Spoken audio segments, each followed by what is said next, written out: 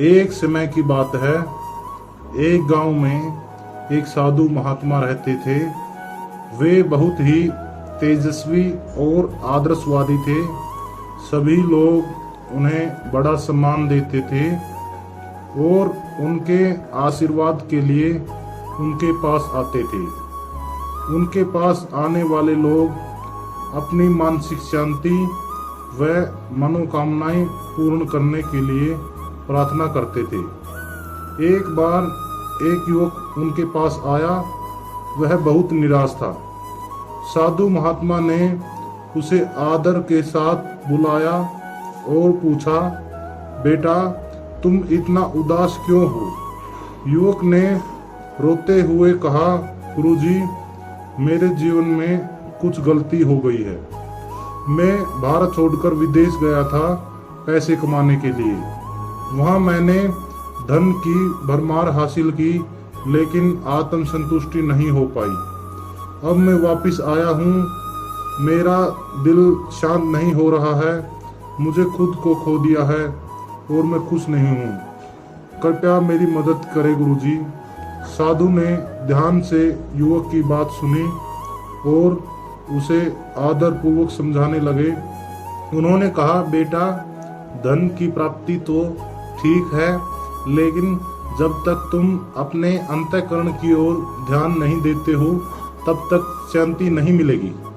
यदि तुम वास्तविक सुख चाहते हो तो तुम्हें अपने अंतःकरण में रूहानी संयम विकसित करना होगा। युवक ने आश्चर्य भरे चेहरे से पूछा, गुरुजी, मेरे अंतःकरण पर कैसे ध्यान दूं?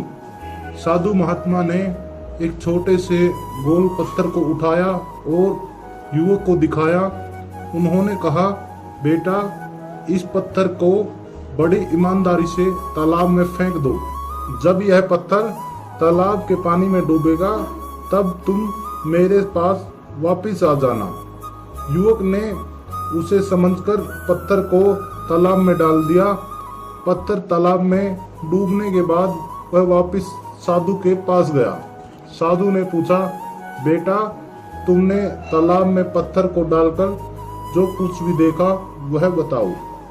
युवक ने मुस्कान के साथ कहा, गुरुजी, मैंने देखा कि जब यह पत्थर तालाब में डूबा तो पानी में इधर उधर लहरें उठ रही थी, लेकिन बाद में जब पत्थर शिथिल हो गया और पानी की सतह फिर से शांत हो गई। साधु महात्मा ने आदरपूर्वक कहा, बेटा, तुमने सचमुच अपना उत्तर दिया है। तालाब की सतह को तुमने पत्थर के डूबने से पहले और डूबने के बाद देखा है। वैसे ही जब तुम अपने मन को विचारों और इंद्रियों के चंचलताओं में डुबोते हो, तब तुम्हारा मन अशांत हो जाता है, लेकिन जब तुम अपने मन को स्थिर करते हो, तब तुम्हारा मन शांत होता है।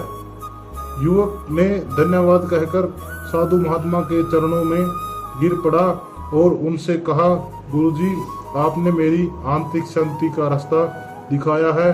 मैं आपकी शरण में आ गया हूँ। अब मुझे आपके बातचीत और उपदेशों से आत्मज्ञान प्राप्त करना है। दोस्तों, हमें इस कहानी से यह सीख मिलती है कि जब तक हम अपने अंतःकरण की आंतरिक शांति को प्राप्त नहीं करते, तब तक हम कितने ही शोहरत, पैसा कुछ भी कमाएं, हमें चैन नहीं मिल सकता। दोस्तों, आपको यह वीडियो कैसी लगी हमें कमेंट करके ज़रूर बताएं और ऐसी ही हिंदी कहानियों के लिए हमारे चैनल को ज़रूर सब्सक्राइब करें। धन्यवाद।